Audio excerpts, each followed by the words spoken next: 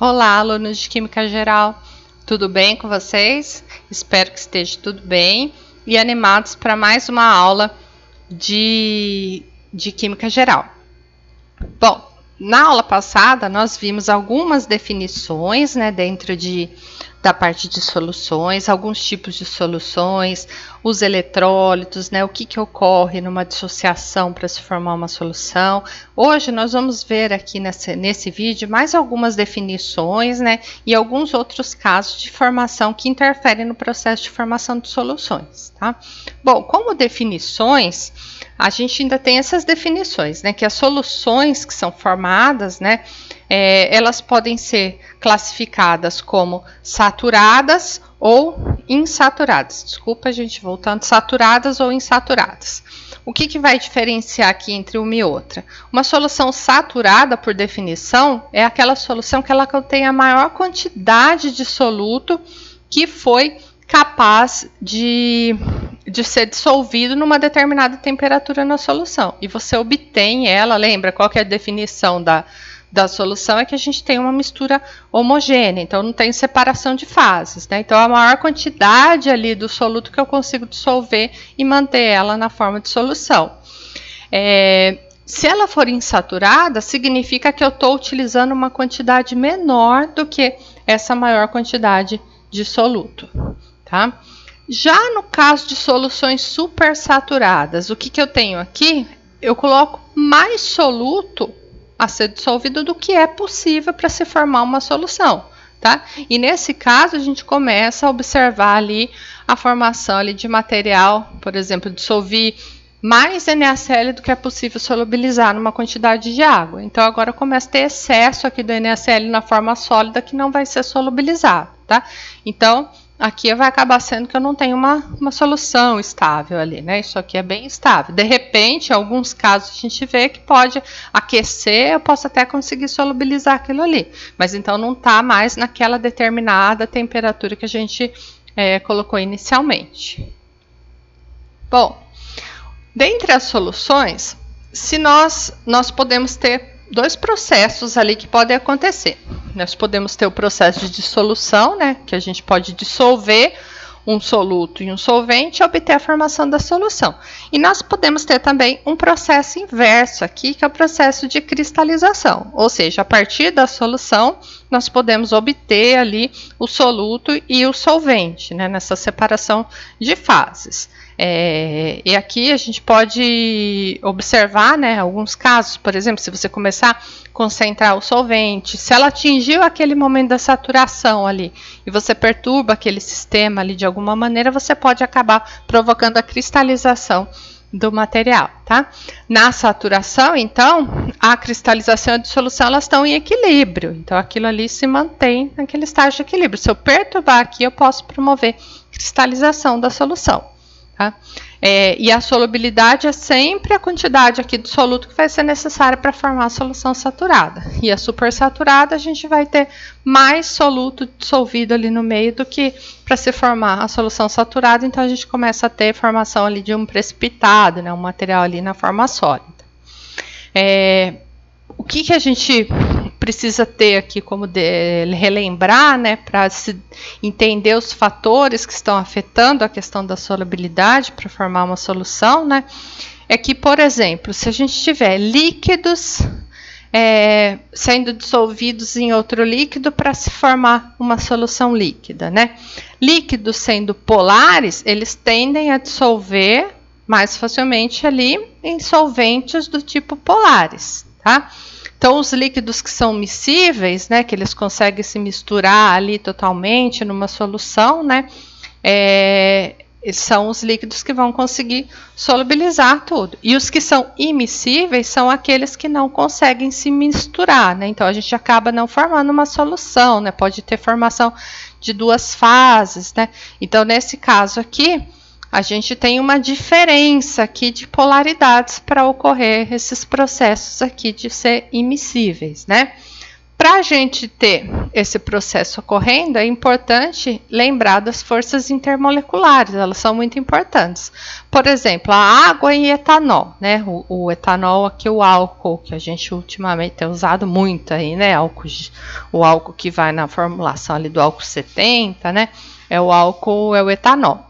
Eles são miscíveis porque as ligações de hidrogênio elas são quebradas ali, lembra, ligações de hidrogênio são as forças intermoleculares que a gente tinha, elas são quebradas em ambos os líquidos puros e depois são restabelecidas nessa nova formação aqui, que é a mistura que a gente obtém da solução. O número de átomos de carbono que vai ter numa cadeia vai afetar a solubilidade, tá? Quanto mais átomos a gente tiver ali numa cadeia carbônica, acaba sendo menos solúvel aquele composto ali em água. O número de grupos OH, que a gente chama ali de hidroxilas também dentro de uma molécula, também vai aumentar a solubilidade em água, tá? Isso tudo aqui vem com base de uma generalização que a gente tem em química, que a gente costuma falar assim, semelhante dissolve semelhante. Daí que vem naqueles pontos que eu deixei que é importante relembrar, geometria e polaridade, por quê? O polar, ele tende a se dissolver no polar, e o apolar dissolver num solvente apolar, tá? Então, o que acontece nesse caso aqui? Se a gente tem mais grupos OH, nós temos presença de mais ligações polares na molécula. E com isso daí a gente vai ter mais facilidade para dissolver no solvente polar, lembrando que a água é polar. Então, por isso que quanto mais grupo OH a gente tem numa molécula ali orgânica, por exemplo, mais fácil vai ser solubilizar ela em água. Tá? E quanto menos polar for a molécula, ela vai ser mais dificilmente solúvel ali num solvente polar, mas ela vai se dissolver mais facilmente num solvente do tipo apolar. Tá? Então, vamos ver aqui algum caso aqui, alguns exemplos, né? O metanol é um álcool que só tem um carbono, ele dissolve muito facilmente em água. Agora, se a gente for pensar aqui para dissolver ele no hidrocarboneto, já é um pouquinho mais difícil, né? Ele tem mais característica aqui de ser solúvel em água, né? Se a gente pegar agora o etanol, que a gente está aumentando um carbono, a gente já começa ter mais facilidade para solubilizar lá, mas ainda é bem pequenininho, então ele consegue dissolver bem na água.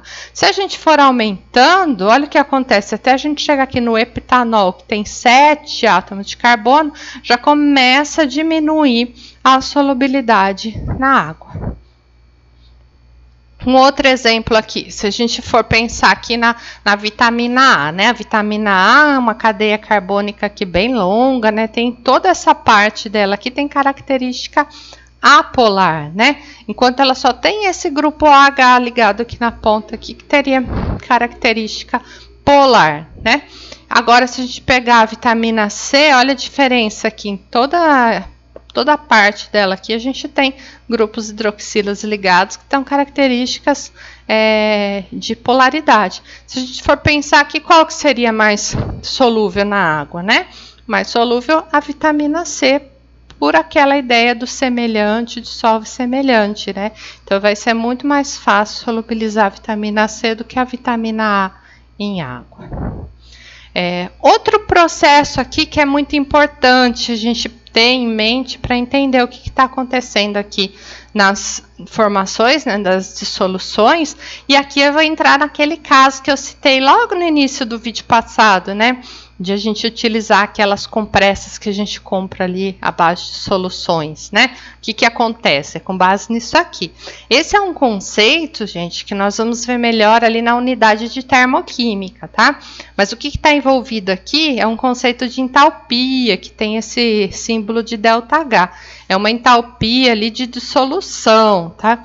Que a gente pode representar ali com absorção de calor ou liberação de calor. Quando a gente tem um processo ali para obter uma solução que ela absorve calor, ou seja, ela precisa receber uma energia, se você sentir ali, eu vou dissolubilizar algum material ali, que ele é um processo endotérmico. O que vai acontecer? Na hora que a gente prepara aquela solução, ela fica gelada, porque ela está roubando o calor do ambiente, né? Ela precisa receber calor, e o calor vai para o interior dela ali, né? Então, ela está precisando de energia para romper essas interações e se rearranjar no no estado ali de solução, né? Já o oposto, né, quando a gente tem liberação de calor, é um processo que libera energia para o ambiente, então ela esquenta, ela é exotérmica, né?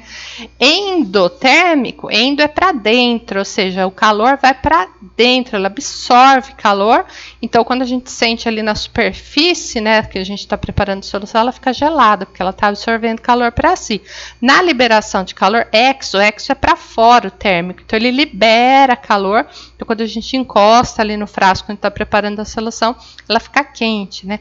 A diferença aqui que a gente tem no ΔH, que no endotérmico o ΔH é positivo, tá? A variação de entalpia é positiva, e no exotérmico o ΔH é negativo, tá? A variação de entalpia é negativa. E para a gente entender esse processo, vamos pensar que para a formação da solução, a gente tem 3 fases que envolvem energia aqui. A primeira fase tem que ter uma separação nas moléculas ali do soluto, ou seja, o soluto é um material que vai ser solubilizado, né? Então ele precisa ser separado ali entre si, então ele precisa romper as forças intermoleculares que estão mantendo ele unido ali, né? Então a gente tem um ΔH aqui, 1, que é relativo a esse processo. O outro processo que se dá aqui, agora para o solvente, a gente também tem que ter a separação das moléculas ali do solvente. E o terceiro processo agora é formar interações entre o soluto e o solvente para formar a solução, que é o nosso ΔH3. Quando a gente vai pensar o processo de dissolução como um todo, então aquela entalpia da dissolução que a gente tratou no slide anterior, né, nesse slide aqui, né, essa entalpia do processo de dissolução, o que acontece? Vai ser a soma desses 3 processos. Se a soma desses 3 processos der uma variação aqui do tipo positiva, significa que esse processo de dissolução ele é endotérmico. Se a soma dos 3 processos der negativa, significa que aquele processo ali de dissolução ele vai liberar calor, é exotérmico, tá? Então, o que acontece aqui? A entalpia ela vai poder ser tanto positiva como negativa, né? A entalpia de dissolução como um todo. Vai depender muito aqui do que, gente? Das forças intermoleculares envolvidas, tá?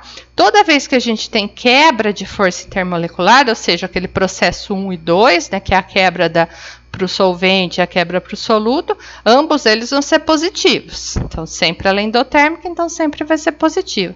Já quando a gente vai formar as novas forças intermoleculares, ou seja, agora no sistema ali da solução, ela vai ser sempre exotérmica, ou seja, o ΔH vai ser sempre negativo, porque você está formando, então ele está liberando ali energia na forma de calor.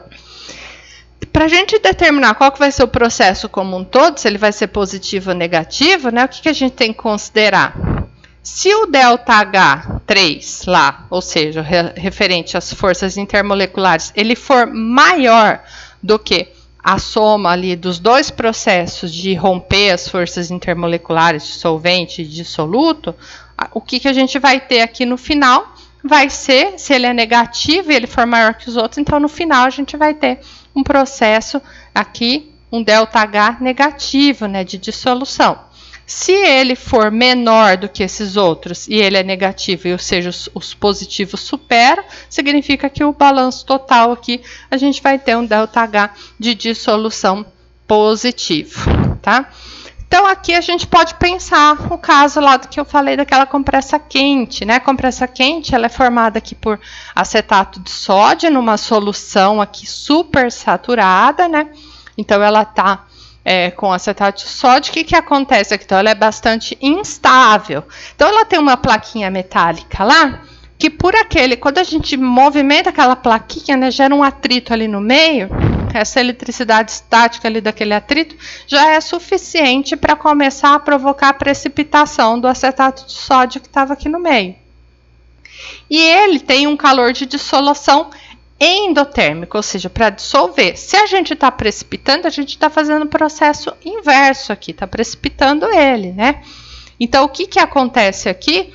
Para formar ele a partir dos íons, ele vai ser exotérmico, é o processo ao contrário, né? Se a dissolução é endotérmica, para dissolver ele, formar a solução, a gente tem um processo endotérmico, ele absorve calor. Agora, se for o processo ao contrário, né, se a gente está cristalizando ele, está formando o acetato sólido a partir dos íons ali da solução, ele é exotérmico, ele vai liberar calor. Então, daí a gente vai ter a formação ali da bolsa térmica liberando calor. Depois, se a gente aquecer ele ali, ferver a água, né? A gente volta, vai numa temperatura além, a gente consegue solubilizar novamente, mas ele é bastante instável, por isso qualquer coisinha ali de atrito pode precipitar ele novamente. O que a gente tem agora aqui? Alguns outros casos aqui de formação de solução, né? Se a gente dissolver hidróxido de sódio NaOH na água, a gente vai ter aqui uma entalpia de dissociação de solução menos 44 kJ por mol. Então, o que acontece aqui? Se ele é negativo, qual que é o processo mesmo? Se a gente voltar lá, negativo é exotérmico, né? Ou seja, ele vai liberar calor. Agora, no outro caso que a gente tem aqui, dissolver o nitrato de amônio aqui na água, ele tem um ΔH positivo. Se é positivo é o oposto, então ele vai ser endotérmico aqui, né? Então, ele vai precisar absorver calor. Tá? Sempre a gente volta aqui daquela regra que eu falei lá do semelhante dissolve semelhante, né? Ou seja, o solvente polar vai dissolver solutos polares e solventes apolares dissolve solutos apolares. Por que isso aqui, gente? Pensar que, na verdade, isso aqui está acontecendo em termos da variação de entalpia de dissolução. Tá? Quando ela é muito endotérmica, a gente não tende a formar ali uma solução. Então, a gente não consegue solubilizar o material. Se a gente colocar, por exemplo, o sal de cozinha na gasolina, as forças íon dipolo, elas vão ser fracas nesse caso aqui. Porque a gasolina, ela é apolar. Então, você não consegue formar. Lembra que a gente discutiu como que forma as forças íon dipolo? A gente tem que ter um momento de polo ali para se orientar em volta dos íons, né, que são formados pela dissociação. Se a gasolina é polar, vai acontecer isso? Não, né, ela é muito fraca. Então, consequentemente, elas não vão ser compensadas ali pela separação de íons, né? Então, vai ser muita energia que precisaria e você acaba não conseguindo ocorrer o processo de dissociação, de dissolução, né? Dissociação e dissolução aqui. Então, é por isso que a gente explica essa ideia também do semelhante dissolve semelhante, tá? Se a gente colocar água aqui em octano, a água tem ligações de hidrogênio bastante fortes, tá? E não vai ter força atrativa entre a água e o octano para compensar as ligações de hidrogênio também. Então, por isso que a gente não consegue promover esse processo de dissociação. Tá? Gente, vou parar esse vídeo por aqui e a gente continua agora mais alguns outros conceitos de soluções no próximo vídeo.